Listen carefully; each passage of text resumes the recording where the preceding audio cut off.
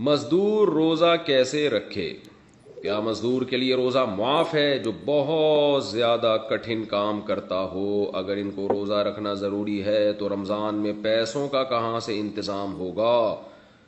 السلام علیکم دوستو، آج کی ویڈیو میں ہم آپ کو دکھائیں گے کہ کیا ایک مزدور جو مزدوری کرتا ہے وہ روزہ رکھ سکتے ہیں کہ نہیں، کیا اس کے لیے روزہ معاف ہے کہ نہیں۔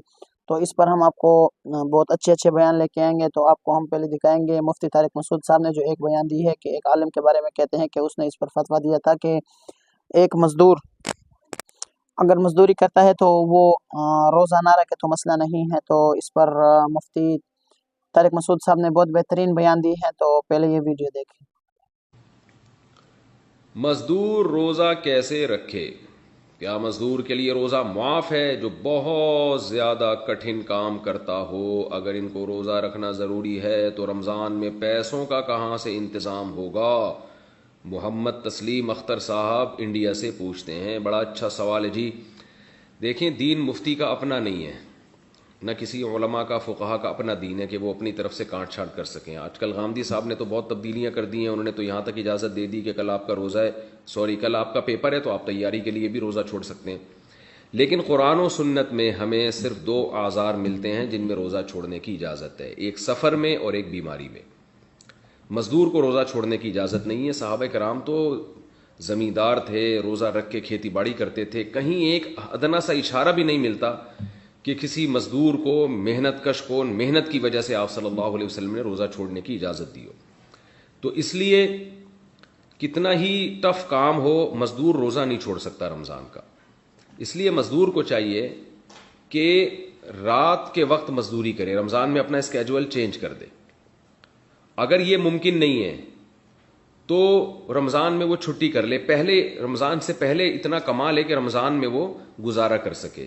یہ بھی اگر ممکن نہیں ہے تو پھر مزدور کیا کرے گا کہ بھئی وہ صبح روزہ رکھ کے مزدوری کرے گا اور حتی الامکان وہ بھوک اور پیاس کو برداشت کرے، اور جب ناقابل برداشت حالت ہو جائے، اس کو یہ خطرہ ہو کہ میں نے اگر روزہ نہیں توڑا تو مجھے کوئی بیماری لگ جائے گی یا میں بے ہوش ہو جاؤں گا یا خدا نخواستہ مر جاؤں گا، تو ایسی کنڈیشن میں ہر شخص کے لیے روزہ توڑنا جائز ہے۔ یعنی بیمار ہونے کا خطرہ ہو، غالب گمان ہو، بے ہوش ہونے کا خطرہ ہو یا مرنے کا خطرہ ہو، تو پھر ہر آدمی کے لیے روزہ توڑنا جائز ہے، مزدور کے لیے بھی، کسی اور کے لیے بھی۔ تو مزدور بھی ایسی کنڈیشن میں روزہ توڑ سکتا ہے، توڑ دے گا تو گناہ نہیں ہوگا، بعد میں قضا کرے وہ، لیکن حتی الامکان برداشت کرے۔ جب ناقابل برداشت ہو جائے، اور ناقابل برداشت کا مطلب یہ کہ بیماری کا خطرہ ہو یا موت کا خطرہ ہو، ایسے ہی نہیں کہ برداشت نہیں ہو رہا، وہ تو روزے میں کسی کو کم روزہ رکھتا ہے، کسی کو زیادہ روزہ رکھتا ہے، وہ تو برداشت تو کرنا ہی پڑے گا۔ بھوک اور پیاس برداشت نہیں ہو رہی اور آپ نے روزہ توڑ لیا تو 60 روزوں کا کفارہ ہے، پھر 60 روزے لگاتار رکھنے پڑیں گے۔ لیکن اگر اتنا ناقابل برداشت ہو گیا کہ آپ کو ڈر ہے کہ بھئی نہیں توڑا تو میں بے ہوش ہو جاؤں گا یا کوئی بیماری ہو جائے گی مجھے، یا جیسے شوگر کے مریضوں کو شوگر لیول لو ہوتا ہے، ان کو تو موت کا خطرہ ہوتا ہے، یا یہ کہ میں مر جاؤں گا یعنی موت کا خطرہ ہے، تو ایسی کنڈیشن میں پھر اس کے لیے روزہ توڑنا جائز ہے۔ تو ایسا مزدور فقہا کہتے ہیں روز روزہ رکھے گا، روز روزہ توڑ دے گا اگر یہ خطرہ ہو، کیونکہ ایسے مزدور کے لیے روزہ چھوڑنے کی دلیل ہمارے پاس نہیں ہے، روزہ توڑنے کی دلیل ملتی ہے ہمیں، تو چھوڑا نہیں جائے گا۔ تو اس لیے مزدوروں کو چاہیے کہ رات کو مزدوری کریں، اور اگر یہ ممکن نہیں ہے تو رمضان سے پہلے اتنا کما لیں کہ رمضان میں ان کے لیے گزارا آسان ہو بغیر مزدوری کے۔ اور اگر یہ بھی ممکن نہیں ہے، ظاہر ہے ہر ایک کے لیے ممکن نہیں ہوتا، بعض لوگ بیچارے روزانہ دہاڑی پر ہوتے ہیں، اتنے غریب ہوتے ہیں کہ ان کو کسی دن مزدوری نہ کریں تو وہ ان کی آمدنی بیچاروں کی ختم ہو جائے، تو عام لوگوں کو بھی خیال کرنا چاہیے ایسے مزدوروں کا۔ لیکن پھر بھی اگر کوئی انتظام نہیں ہوتا تو پھر مزدور پر لازم ہے کہ وہ روزہ رکھے۔ میرے پاس لوگوں کی کالز آتی ہیں، میرے پاس کیا سارے علماء کے پاس آتی ہیں کالز، کہ وہاں گرمی ہے، تھر کے ریگستان میں ہم محنت کر رہے ہیں، اور بعض لوگ کہتے ہیں کہ ہم جناب ادھر دبئی میں ریگستانوں میں پروجیکٹ پہ کام کر رہے ہیں، ہم کیسے روزہ رکھیں؟ تو بھئی روزہ رکھنا پڑے گا، کیونکہ اللہ کا حکم ہے فمن شہید منکم الشہر فلیصم، جو بھی رمضان کا مہینہ پائے گا اسے چاہیے کہ وہ روزہ رکھے، اور اللہ کا آرڈر ہے یہ، اور اس آرڈر سے اللہ نے صرف آگے دو لوگوں کو مستثنی کیا ہے، ایک بیمار کو اور ایک مسافر کو۔ تو مزدور بھی داخل، جن کا کل پیپر ہے وہ بھی داخل، پوری امت مسلمہ کو رمضان کا روزہ رکھنا پڑے گا، اور ناقابل برداشت ہو جائے تو اس کا میں نے حکم آپ کو بتا دیا ہے۔ وہ فقیر ہے، حدیث میں آتا ہے جب آپ نے 4 پیسے زکوٰۃ کے یا صدقے کے فقیر کے ہاتھ پہ رکھا، گویا کہ اللہ کے ہاتھ میں آپ نے دے دیا۔ یہ مولوی صاحب کا مسئلہ نہیں ہے۔ اور اللہ کا نمائندہ جب میرے پاس آیا ہے، مجھے زکوٰۃ دینا ہے، نماز پڑھ رہا ہوں، کسی پر کوئی احسان نہیں کر رہا، اور روزہ رکھ رہا ہوں، کسی پر احسان نہیں کر رہا، 4 پیسے دے رہا ہوں، یہ میرا طریقہ ہے جی۔